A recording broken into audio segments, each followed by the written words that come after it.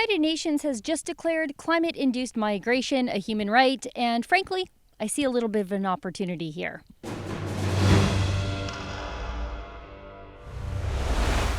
The United Nations Human Rights Committee has adopted a resolution as part of the International Covenant on Civic and Political Rights. The decision is 19 pages long, and it stems from the case of a Pacific Islander from a small island called the Republic of Kiribati, which is a place I didn't even know existed until now.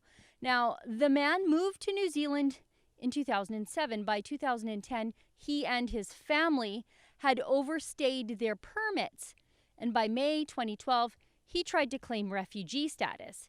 He and his family were then deported in 2015 because, of course, there's no such thing as climate refugees, but also because the man could not substantiate his claim that if he were deported, he would face an immediate risk of being arbitrarily deprived of his life, which is true, as now 5 years later, the very powerful UN is lobbying on his behalf, and he's very much still alive. This climate refugee claimed that a lack of electricity, sanitation, and overcrowding on his island were caused by sea level rise that would overtake his island in 10 to 15 years. The evidence presented to the refugee panel in New Zealand included, quote, compelling photographs provided by climate change expert John Corcoran that were, quote, largely ignored by domestic authorities. Oh, and he also presented 2 letters. Now, despite New Zealand being a completely sovereign nation with its own laws, the United Nations has gotten itself involved in this mess. And despite the fact that the UN committee had to admit that, quote, in the present case, there is no evidence that the author faced an imminent risk of being arbitrarily deprived of his life when he was removed to Kiribati. Moreover, there is no evidence that the author faces such a risk. There is no evidence that his situation is materially different from that of all other persons in Kiribati. The United Nations Committee determined that others in his position could indeed be refugees because, quote, both sudden onsets, such as intense storms and flooding, and slow onset processes, such as sea level rise, salination, and land degradation, can propel cross-border movement of individuals seeking protection from climate change-related harm. Now, anyone can see through this if they want to. The UN has no real authority except when progressive governments like ours give it to them, just like when the Liberals crafted their carbon tax goals around what happens at UN climate change conferences, like the Paris Accord. When everything is climate change, then everyone is a refugee, and your country's borders now mean nothing.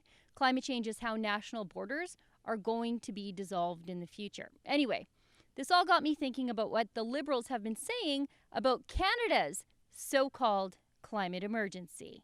Our changing climate report has shown that with the changing climate, the island is going to be a lot rainier at times, but also more droughts. You're going to see much hotter days in the summer, so extreme weather that's going to have a real impact, and it's going to mean that mayors are going to have to be better prepared. In Canada's western Arctic, the permafrost is melting and huge pieces of tundra are eroding into the ocean. And around Baffin Island, Inuit elders are finding it difficult to forecast the weather like they used to, so difficult that many are now reluctant even to try. We have got an emergency here, and the party opposite is not telling the truth to Canadians. We are paying.